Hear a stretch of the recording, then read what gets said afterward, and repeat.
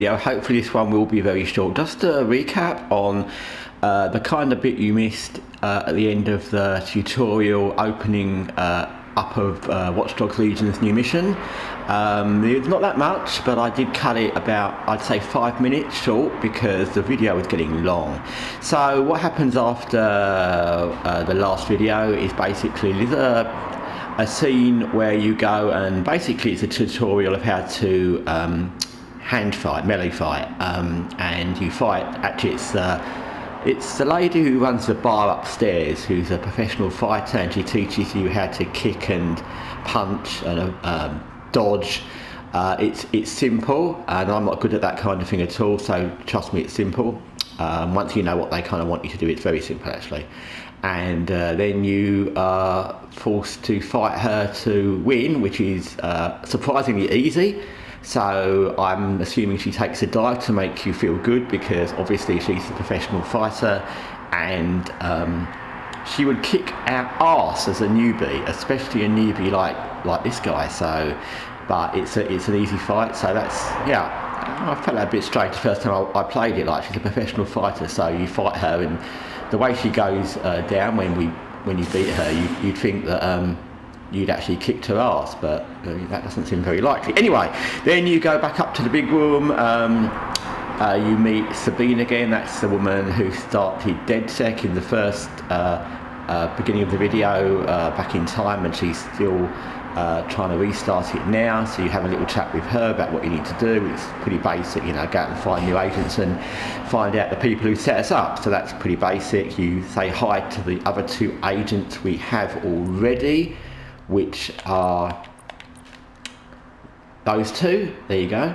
Is Louisa and Sarah. We say hello to those 2, and you get to decide whether you want to wear a mask during the actual things you do when you're actually doing missions. Now, these optional masks is many. I'm assuming most people, because there's so many masks, would like different masks, and that's fun, but it actually doesn't make any difference to the gameplay. If you wear a mask or don't wear a mask when you're doing a mission, you'll still get spotted, and they don't recognise you later on and come after you because you didn't wear one. So I always set it in that part, which is in your base, to always have masks off, but just because I prefer to see my agents' faces. But it's completely taste. It doesn't make any difference to the actual missions themselves, other than aesthetically. And that's kind of everything that happens in the base. Then you come back out through the pub and you end up in the open world, which is this. I've just come out of the pub, which is very nearby. And you're in the open world, and now you can use your newfound tech. It tells you now your tech's activated, and you can see who everybody is, and basically you can just recruit whoever you want and start with picking anyone you wish. What I would do, I would advise you to do in this first mission, back to the agents tab. Like this guy, apart from the purple shirt, I know people like purple, I just don't like that colour shirt, sorry if you like purple. He's only got a handgun, and it's a stun gun, and he hasn't even got a second gun because that's all he's got. Later on when we upgrade, we can upgrade him to a stun machine gun or a stun shotgun or a stun blaster gun, but at the moment that's all he has got. Whereas these 2 have both got real guns and the stun gun, and regardless of whether or not you prefer real guns or stun guns, I already explained that I prefer real guns, at least until you get the hang of it, because you can actually, I think they just have more killing power, to be honest. Then it's best to have one of these 2 agents as your first agent for your first mission, because you've got the option of 2 guns basically, and 2 is always better than 1. You've still got the stun gun if you wish to use it, and you've got the machine gun. So out of those, you just swap your agent. There's a simple button, it says swap agent, and there'll be a little loading screen, and it's not that long a loading screen, and then very quickly you'll be her. She's taking a selfie like people do, and now you're her, and she's got 2 guns, so you can use either option. Like I said in the first mission, I would definitely advise you to take someone with the 2 guns, a real gun and stun gun, and like I said, that depends on who you pick from your original recruitment tabs of the 3 agents you're recruiting, but always pick someone with a real gun, because it just makes life easier if you get stuck and you suddenly need to machine gun somebody. So anyway, that's kind of all happened after I cut the last video. Like I said, that's the longest tutorial, unless anyone's got a update. It's the longest tutorial I've ever heard of or ever seen in any game that you can't skip. It's like 20 minutes all told, and I think I showed you 14. We might actually, look, that poor girl there, look at her. We could recruit her. Oh, she's a police contact. We'll add her. Oh yeah, you can add people randomly onto your list, and there it will say she's a potential recruit, and you can add many people. So let's just add some random dude, and you can just add him, and it will tell you what's good about him and what's not. So we've added him. We can't recruit her at the moment because she's being arrested. We could save her and then recruit her, wait for her to be unarrested or get free. Now this guy, just for example, we don't want him because he gets hiccups, poor him, and it alerts nearby enemies. So there's some people that you can see straight away you don't want. There's things about them, they've got hiccups. One of them, other things is they're kind of loud, or they take damage easily, or some of them have got a thing where they die more quickly. There's various things you'll find in the stats of individuals, but we won't want him. But just to show you, you can pick. Literally, you could have 30 people, and then when you start the game, you'll want to recruit everybody, because every single person will seem interesting, and you'll think, oh, that one's got that gun, and that one's got this, and then the longer you play, you'll realise that that's not that exciting, and you'll find people better. Regarding who you recruit as agents, it's absolutely personal preference. You do need a certain amount of agents with certain skills, but once you get into the tech and the upgrades, you can upgrade guns to get more variety of guns, especially the stun gun types, and you can get more tech. You can have people that will be with the spider drones and those things, and like I said, they're easy to find in places you need them, and you don't have to have an agent taking them all the time.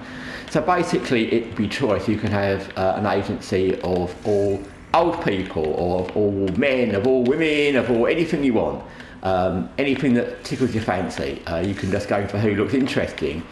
Sometimes I've been running around London and I've just found someone who was having an interesting conversation, sounded fun.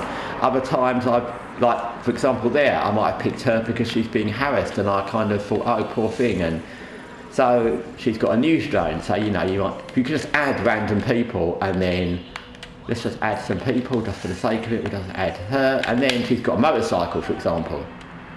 So that will be useful. She's a skilled investor. You don't really need that because you'll find that later on you'll get enough money. So news drone is something you can use to fly and sort of check out areas before you go into them. Some agents, he's got a paintball gun. That's a special weapon. It's a sort of stun weapon. You'll get used to all the different things people have. That's the same one. You get a signing bonus, like money bonus for signing her, but that's not really. He's got fast hacking. That guy in the purple shirt. So when he got that, people that have, he's got a stun gun. That's unique, so we'll add him. And you can remove them later on if you get too many people. That one's a DJ. You can tell some of them because of how they act in the street. That's actually really cool. So like you can actually look at her and tell straight away she's going to be a DJ. What gave it away? So you can add her because they have special things. I'll go through some of the things different people have. If they've got motorcycles or cars, what that will mean, like that one's got a motorcycle, you can use the car, you can get a car anyway, so you don't need that again, because you can go and pick up any car. You can either steal someone's car, you can throw them out of a car and take it, or you can just pick a random parked car and use it. But it does mean that if you're doing a job where you're going to have to get away quickly, if they've got I find especially a motorcycle, then it can be useful just in case there's not one literally lying around nearby, and you can get it where you know it is. It's your motorcycle, so you've got access to it straight away. But basically you can just pick any agent, buy anything, and after you get, it's probably maybe a handful of different types you'll need, or that you'll need to create. for different missions. The rest will just be kind of covers, or whoever you like. You can even try to recruit. You can't recruit people who hate our organisation, but you can recruit people like him, and he would give you access to their facilities, which means you could go into their facility, and for at least a while you wouldn't be spotted, although at some point you still may get spotted. So there's loads of different reasons you can recruit different people for different things. When I do the next video, we'll do a mission where we'll recruit our first agent, which we did in another video earlier, but I was starting with very high stat agents that I already had. So this time I'll do one from basic, where these people have just got the basic things you start with, and we'll just see who we want to recruit. So anyway, that's what happened in the end of the tutorial. That's where we are now, running around London. Over there is the river, on the other side of the river, and the bridge at Westminster. And it's Westminster because there's Big Ben and the Houses of Parliament. The next time we'll recruit an agent from starting, it'll be our first agent, we'll pick one, and we'll just go through the whole mission to recruit them. Anyway, I hope you've enjoyed watching this kind of recap of the tutorial. Thanks for watching Guessagaingaming. See you soon, take care, bye.